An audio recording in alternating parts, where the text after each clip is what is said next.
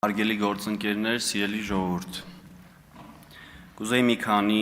ելույթների անդրադառնալ, առաջինը պարոն Գևորգյան, որ դուք ձեր խոսքում ասեցիք, կոչ արեցիք, եկեք այս փափուկ աթոռներից վեր կենանք, գնանք մեր գյուղերը, տեսնենք ժողովուրդը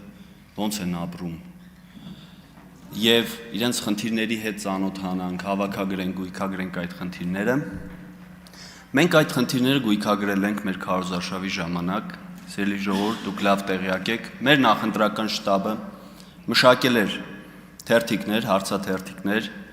եւ խնդրել էինք մեր ընտրողներին, մեր քաղաքացիներին նշել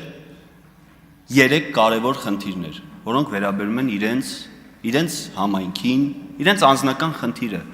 կապված իրենց առօրյայի հետ։ Եվ դրանից հետո ես նկատել եմ, որ դուք ձեր թիմով, պարոն Կարապետյանի գլխավորությամբ շրջում եք համայնքներում, սենց թուղթ ու գրիչով մտնում եք տուն, բակ, փորձում եք ճշտել ինչ խնդիրներ ունեն մեր քաղաքացիները։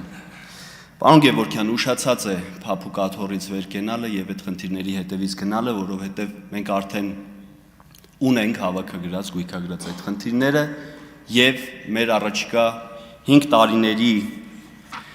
կառավարման ընթացքում հետևողականորեն այդ խնդիրներին լուծում ենք տալու։ ՀԿ-ի մասին, որ խոսվեց, սա մի պատմություն է, որը պետք է խոսել սրա մասին եւ պետք է խոսել բաց, պետք է գնահատական տալ հանրապետականի այս մեր ժողովրդի գլխին բերած փորձանքի մասին։ Այստեղ պարոն Վարդևանյանը փորձելով հանրապետականին մաքրել տալիս է Վազգեն Սարգսյանի անունը։ Այստեղ միայն պարոն Հարությունյանը Վազգեն Սարգսյանի անունը տալով դրվագ նկարագրեց, որ Վազգեն Սարգսյանի հետ շփվելուց հետո է որոշել զբաղվել քաղաքականությամբ։ Պետք չի, պարոն Վարդևանյան, եթե կարող եք նույն ջանասիրությամբ այստեղից հնչեցրեք վերջին 10-15-20 տարիների կարկառուն հանրապետականների անունները եւ փորձեք դրանով մաքրազարդել եւ պարզաջրել հանրապետականի մեղքերը եւ կեղտերը։ Հիմա ինչի մասին եմ ուզում խոսել։ Որ ուզում եք հանրապետականից դիստանցավորվել եւ ասել, որ դուք հանրապետականի հետ կապ չունեք, իմ գործընկերը հերթով բոլորիդ թվարկելով, գրեթե բոլորիդ թվարկելով, ներողություն եմ խնդրում, ոչ բոլորիդ է վերաբերում, ասես թե դուք ինչ ուղիղ կապ ունեք հանրապետականի հետ։ Եվ գիտեք ինչ է արել հանրապետականը։ Այն արատավոր բարքերը, որ գործում էին հանրապետական իշխանության տարիներին, փողով մարդկանց ուղակի նվաստացրել են, նրանց ինքնասիրությունը վնասել են, նրանց ինքնասիրության հետ կապված խաղացել են նրանց ինքնասիրության հետ։ Նույնիսկ դպրոցի մանկավարժներին, որոնք իրենց աշխատանքը կորցնելու այդ վախից դրդված պատրաստ էին ձեզ հանրապետականների տնտրելու, դուք այդ փողը մցրել եք դպրոց։ Ես դա ասում եմ ամենայն պատասխանատվությամբ։ Իմ գյուղի դպրոց եք մցրել, Նոր կյանքի դպրոց։ 10,000 դրամ անհատական տեղ է հասել ամեն մանկավարժի, որ հանկարծ վաղը մյուս օր որևէ մանկավարժ չհանդգնի ասել, որ գիտեք ինչ, հարգելի իշխանավորներ, մենք ձեզ ընտրել ենք եւ պահանջում ենք սա եւ սա։ Ոչ։ Դուք ձեր գործելավոճով փորձել եք հասնել նրան, որ ոչ ոք հանկարծ ձեզանից որևէ բան չպահանջի, դուք ասեք դու ընտրել ես 10,000 դրամի դիմաց, ձենդ կտրի։ Իրավունք չունես մեզանից որևէ բան պահանջես։ Սա է եղել դուք հանրապետականներ։ ՀԿ-ի ժամանակի ընտրություններին եմ ուզում անդրադառնալ իմ արդեն գիտակից կյանքում, որին ես մասնակցել եմ, դեռ 12 թվականին ռեյտինգային ընտրակարգ այն ժամանակ մեծամասնական ընտրություններ էինք ասում, չգիտեմ ոնց էր մարզում կարող էին մի քանի շրջաններում ավելի ճիշտ կարող էին մի քանի տեխնացուներ առաջադրվել։ Այդ ժամանակ ես շտաբի պետի աշխատանք եմ իրականացրել իմ գյուղում։ Դրան չեմ ուզում անդրադառնալ, շատ դրվագներ մոռացել եմ, չեմ հիշում, բայց 13 թվականի Բարևի հեղափոխությունը Ռաֆի Հովհաննիսյանի,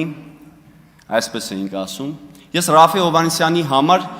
եթե չեմ սխալվում, ինչ-որ հասարակական կազմակերպությունով, որպես դիտորդ մեր գյուղում փորձեցի հաշվարկի ժամանակ ներս մտնել, իմ վրա շատ մեծ ճնշում գործադրեցին և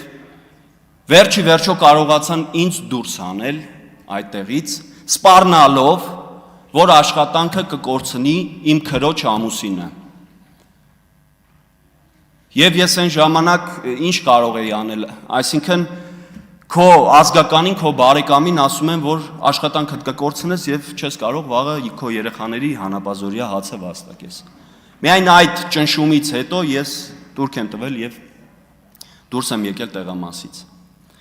15 թվականին այո ոչ, սահմանադրական, այսպես ասած, բարեփոխումներ,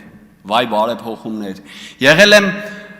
Վազգեն Սարգսյանի գյուղում, Արարատի մարզի Արարատ գյուղում, Դավալույում, իրա անունը կրող դպրոցում, իրազեկ քաղաքացիներով որպես դիտորդ։ Էլ եկել են թաղի խուժաններ, էլ եկել են հարկայինի տեսուչներ,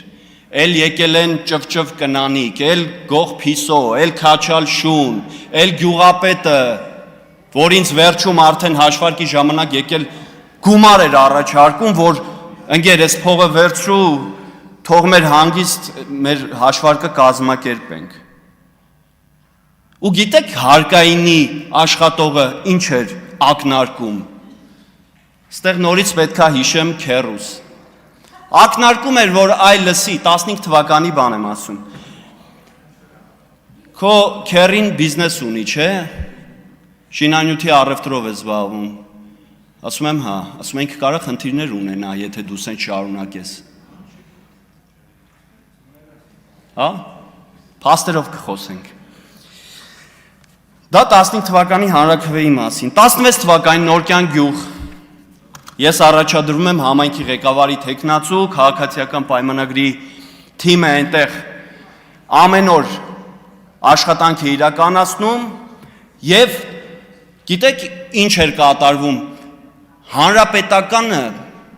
ամեն ինչ անում էր, որպեսզի ես իմ հայրենի գյուղում, որտեղ առաջադրվել եմ համայնքի ղեկավարի տեխնացու, շտաբ չունենամ։